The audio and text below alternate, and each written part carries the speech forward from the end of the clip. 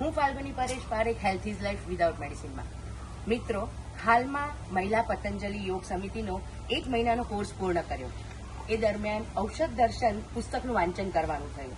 તેમાંથી હવે હું તમારી સમક્ષ રજૂ કરીશ શૃંખલા પ્રાથમિક ચિકિત્સાલય એ આપણું રસોડું છે.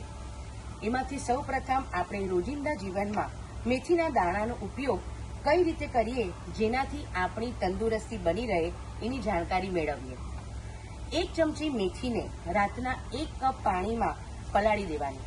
સવારે એ પાણીને ગાળીને પી લેવાનું, જેનાથી મેથીને ચાવી લેવી અથવા ગળી લેવી. આનાથી ડાયાબિટીસમાં લાભ થાય છે, તેમજ તેનાથી ઉદ્ભવતી કમજોરી, વાતરોગ તેમજ હૃદયરોગનો લાભ થાય છે.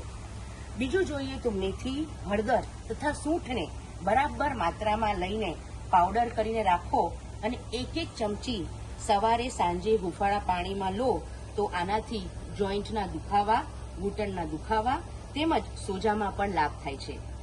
જૂનો આર્થરાઇટિસ જેને હોય છે એ પણ જો નિયમિત લે તો એનાથી લાભ થાય છે. મેથીને ફણગાવીને એનું સેવન તો કરીએ તો આર્થરાઇટિસ તેમજ ડાયાબિટીસવાળા દર્દીઓને પણ લાભ થાય છે.